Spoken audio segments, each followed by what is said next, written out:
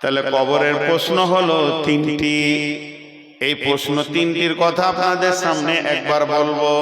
প্রথম নম্বরে মান রব্বুকা, দ্বিতীয় নম্বরে মা দিনুকা, তৃতীয় নম্বরে মান নবিয়ুকা। তোমার রবকে, মান রব্বুকা এর উত্তর হচ্ছে রব্বি আল্লাহ, মা দিনুকা এর উত্তর হচ্ছে দ্বীনুল ইসলাম, আর মান নবিয়ুকা তোমার নবীকে এর উত্তর হচ্ছে নবী মুহাম্মদুর রাসূলুল্লাহ সাল্লাল্লাহু আলাইহি ওয়াসাল্লাম। যে তিনটি উত্তর দিতে পারবে বন্ধুরে, তার আবাদান আবাদান সে সুখের জগতে চলে যাবে। অতএব কবরে তিনখানা প্রশ্ন রেডি করে কবরে যেতে হবে। আপনি বলবেন মুখস্থ করে নেব, মুখস্থ তো আমার আছে। মাদ্রাসায় যতজন পড়েছে আশা করি সবারই মুখস্থ আছে। আর না হয় এই ছোট প্রশ্ন উত্তর আপনারা মুখস্থ করে নেন কাগজে লিখে। জি না ভাই, ওখানে মুখস্থ বিদ্যা চলবে না, কোন রকমে মুখস্থ বিদ্যা ওখানে চলবে না, চলবে না, চলবে না, চলবে না। তাই যদি হতো, যারা আরবি ভাষায় কথা বলে তাদের কাছে তো এটা কঠিনই নয়, আর যারা অন্য ভাষায় বলে তাদের কাছেও কঠিন নয়, মুখস্থ করে নেবে। কিন্তু এই উত্তর দিবে কে? ইমানই বদলাই, ইমানই ক্ষমতাতে। রব ও রব, ফেরেশতা বলবে তোমার রব কে, তোমার রব কে। রবের আবিধানিক অর্থ কি? আগে রবের মানেটা জানি। রব মানে পালনেওয়ালা, রব মানে পরওয়ারদিগার। আমি ইংরেজি জানি না, শুনেছি রব মানে কেয়ারটেকার, যে তোমার সার্বিক চিন্তা করে সে রব।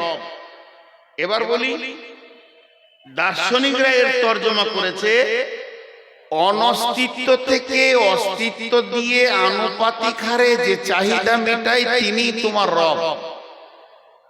অনস্তিত্ব থেকে অস্তিত্ব দিয়ে আনুপাতিক হারে যে চাহিদা মেটায় সেই তোমার রব। আরেকবার বলছি, অনস্তিত্ব থেকে অস্তিত্ব দিয়ে আনুপাতিক হারে যে চাহিদা মেটায় সে তোমার রব। এটা সহজ করে দিচ্ছি।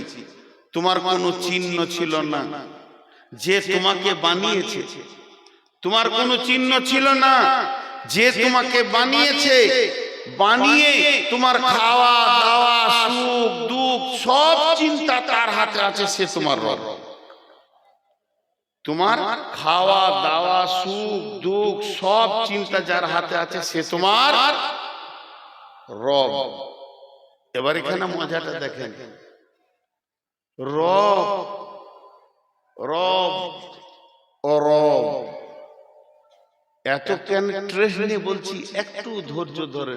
ও রব, রবের বিষয়টা যদি গুরুত্ব না দেন সব কোন দিকে চলে যাবে। আল্লাহর একটাই নাম আল্লাহ। আল্লাহর কটা নাম? একটাই নাম। সকলে মহব্বতের সঙ্গে একবার বলতে পারবো আল্লাহ, এটা নাম। বাকিগুলো সিফাত গুণ। আল্লাহ রাজ্জাক, খেতে দেন তাই রাজ্জাক। আল্লাহ রহমান ও রাহিম, তিনি দয়ালু মেহেরবান। আল্লাহ গফফার, তিনি মাফ করনেওয়ালা। এই যে এগুলো গুণ। আমার নাম নূর মোহাম্মদ, কিন্তু আমি গাড়ি চালাইলে বলবেন ড্রাইভার, বকছি তাই বলবেন বক্তা, মাঝি নৌকা চালালে বলবেন মাঝি, দোকান চালালে বলবেন দোকানদার, কাপড় বিক্রি করলে বলবেন কাপড়ওয়ালা, আমকি বিক্রি করলে বললেন আমওয়ালা। এগুলো আমার নাম নয়, এগুলো কাজ। তা আল্লাহর তার মধ্যে একটা কাজ হচ্ছে রব। রব মানে সারা বিশ্বকে তিনি পালনেওয়ালা, ওনার নাম আল্লাহ। তাহলে বিশ্বকে পালনেওয়ালা কে? আল্লাহ। জোরে বলেন, বিশ্বকে পালনেওয়ালা কে? আল্লাহ। এবার আমি জিজ্ঞেস করছি, তোমাকে পালনেওয়ালা কে? আল্লাহ। তো ও ফেরেশতা এটা আরবিতে বলবে মান রব্বুকা, তোমাকে কে পেলেছিল, তোমাকে কে সুখ দুঃখে ছিল, তোমার সব দিকটা কে লক্ষ্য করেছে? উত্তর হবে আল্লাহ। বুঝে এলো? এবার দেখেন আল্লাহ তাবারাক ওয়া তাআলা যেদিন সমস্ত মানুষকে জন্ম দিলেন, হযরত আদম আলাইহিস সালামকে সৃষ্টি করার পর আদমের পিঠে এমনি হাত রাখলেন। হাত রাখার পর ঝুরঝুর করে বালুর মতো পড়লো। সমস্ত মানুষকে একসঙ্গে বানিয়ে নিলেন। কিয়ামত পর্যন্ত যত মানুষ আসবে তাদের আত্মাকে সামনে রেখে, সেদিন বিশ্ব নবী ওখানে ছিলেন, সমস্ত নবী ওখানে ছিলেন, সমস্ত যত মানুষ কিয়ামত পর্যন্ত আসবে সবগুলাকে এক জায়গায় জমা করে আল্লাহ তাবারাক ওয়া তাআলা বলেন, আলাস্তু বিরাব্বিকুম, আমি কি তোমাদের রব নই, পালনেওয়ালা নই? আমরা বললাম কলু বালা। ভুলে যাব বলে পেছনে পেছনে কোরআন দিলেন, নবী দিলেন, আমরা ওটা মনে রাখতে পারবো না বলে দিয়ে দিয়েছেন। তাহলে আমরা আল্লাহ বলছি, কোরআনে যখন এসেছে তাহলে এই ঘটনাটা আমাদের ঘটেছে, আমরা আল্লাহকে রব বলে মেনে নিয়েছি। আল্লাহ এটা প্রথমেই কেন আমাদেরকে দিয়ে দিলেন? আল্লাহ এটা প্রথমেই কেন দিয়ে দিলেন? আল্লাহ এটা প্রথমেই দিলে কেন? জন্মের প্রথমে সিরিয়াল এসে তার নিজের পরিচয়টা কেন দিলেন? আল্লাহ এই জন্যই এটাকে দিলেন, যেহেতু আখিরাতের প্রথমেই প্রশ্ন হবে তোমার রব কে। তাহলে আল্লাহ আগে শিখিয়ে দিয়েছেন, বুঝিয়ে দিয়েছেন। এরপরে কবরে যখন যাবেন ওই কথাটাই শুনতে পাবেন, মান রব্বুকা, তোমার রব কে। আর বান্দা বলবে রব্বি আল্লাহ। কোন বান্দা বলবে? যে বান্দা পৃথিবীতে রবওয়ালা জিন্দেগি করেছে, শিরক করে নাই, আল্লাহকে ভয় করেছে, আল্লাহকে ভরসা করেছে, আল্লাহর কাছে ডেকেছে, বিপদ আপদে প্রয়োজন আল্লাহর কাছে চেয়েছে, আল্লাহ ছাড়া সে কিছুই বুঝে না, সুখে দুঃখে লাভে লসে সব সময় আল্লাহকে জড়িয়ে ধরে যে থেকেছে, সেই কবরে বলবে আমার রব আল্লাহ। তার মানে এক কথাই বলে দিই, কবরে যাওয়ার আগে পর্যন্ত আল্লাহকে যে জড়িয়ে ধরে রেখেছে নিজের সঙ্গে, সে তাকে আর শিখাতে হবে না, তার মুখ দিয়ে অটোমেটিক বের হবে আমার রব আল্লাহ। নাম্বার 2, মা দিনুকা, তোমার দিন কি? মা দিনুকা, তোমার দিন কি? মা দিনুকা, তোমার দিন কি? কে বলবে আমার দিন ইসলাম। যে ইসলামের আইন যেগুলো আছে, ইসলামের নিয়ম যেগুলো আছে, সমস্ত আইন নিয়ম কানুনকে যে দুনিয়াতে মেনে চলেছে, ইসলামের আইনকে যে মানে ছেড়ে দেয় নাই, ইসলামের নিয়মকে যে ছেড়ে দেয়নি, ইসলাম যা বলেছে তার উপরে চলেছে, নিজেকে ইসলামের গণ্ডির ভিতরে রেখেছে, কোরআনের আয়াতের ভিতরে রেখেছে, হাদিসের ভিতরে রেখেছে, যার আকীদা মজবুত আছে, যে নিজেকে এক পা পদস্খলন করেনি, ইসলামের বাইরে এসে যায়নি, তার মন চায়নি, ভুলবশত চলে গেছে, তোবা করেছে, ইসলামের আইন কানুন, ইসলাম বলেছে মদ খাবি না, মদ খায়নি, ইসলাম বলেছে জুয়া খেলবি না, তো জুয়া খেলেনি, ইসলাম বলেছে নামাজ পড়, তো নামাজ পড়েছে, ইসলাম বলেছে রোজা রাখ, রোজা রেখেছে। তার মানে ইসলামের আইন যত আছে যে মেনে মেনে চলেছে, ওকে যখন জিজ্ঞেস করবে মা দিনুকা, তোমার দিন কি, সে বলবে দিনুল ইসলাম। জি ভাই, কোরআনের একটা আইন আছে, কোরআনের ভিতরে একটা আইন আছে। একটু বুঝানোর জন্য বলি, আপনাদের অত্র এলাকায় এরকম লোক আছে কিনা একটু হানা বলবেন। আমি জীবদ্দশায় অনেক লোক আছে বেটিকে বাদ দিয়ে বেটার নামে লিখে দেয় জমি জায়গা। এমন আছে 4টা বেটা, সব বেটাকে বাদ দিয়ে ছোটটাকে দিয়ে দিলে ডিহি বাড়ি। এই লোক আপনাদের এলাকায় আছে? জলে বলেন আছে? আছে। ও কি ইসলাম মেনে নিতে পেরেছে? আপনি বলেন মেনে নিতে পেরেছে? পারেনি। ও যদি ইসলাম মানত, চুপচাপ থাকতো, মাল আমার নয়, মাল আল্লাহর, আমাকে রাখাল বানিয়েছে তাই আমি রেখেছি, আমি মরবো, আমার কোরআন ফয়সালা দিবে কে লিবি কতটা, ঝামেলা শেষ। তাহলে ইসলামের আইনে কোন রকম আমি নিজে কিছু করব না, ইসলামকে ইসলামের মতো করে রেখে দিব। তো ওই লোকটা যখন কবরে যাবে, ওকে জিজ্ঞেস করবে তোমার দিন কি? ও বলবে আমার দিন ইসলাম। মান নবিয়ুকা, মান নবিয়ুকা, তোমার নবীকে।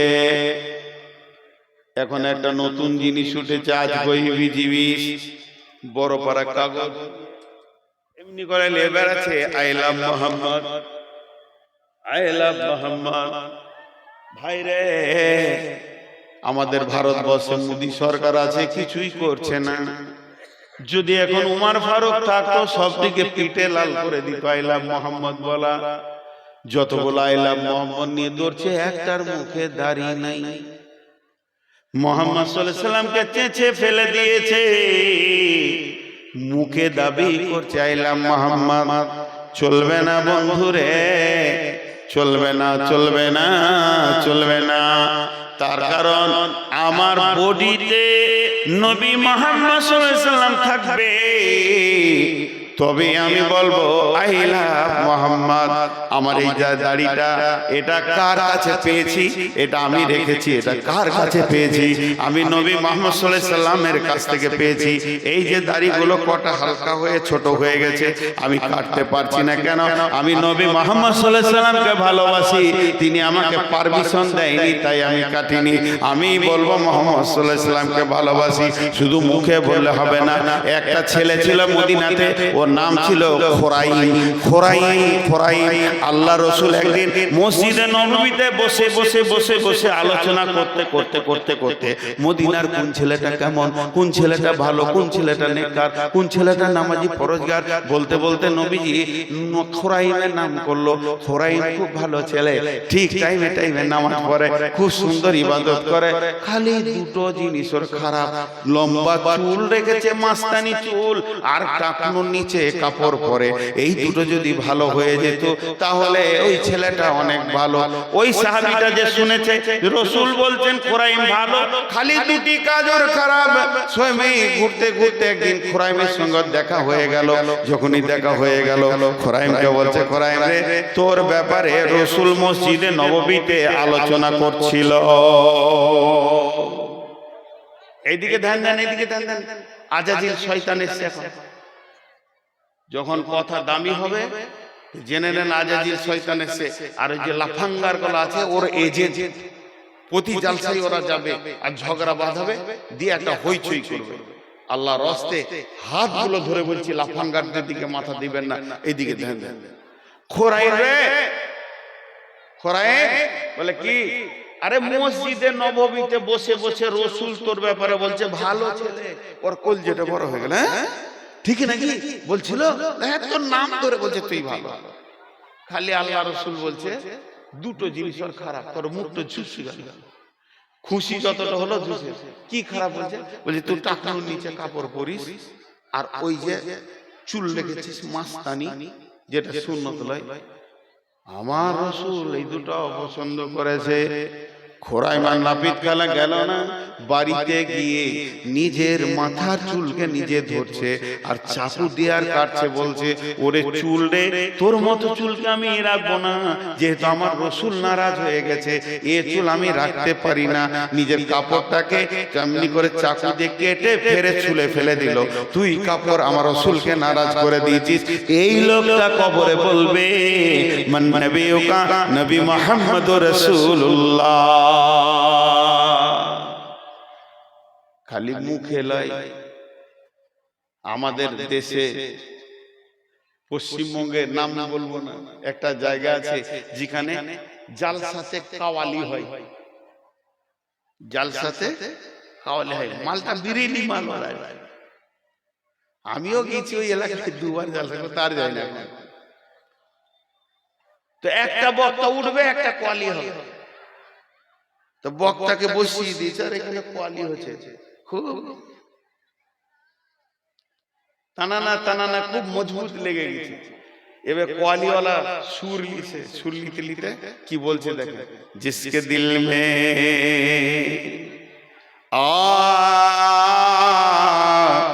जिसके दिल में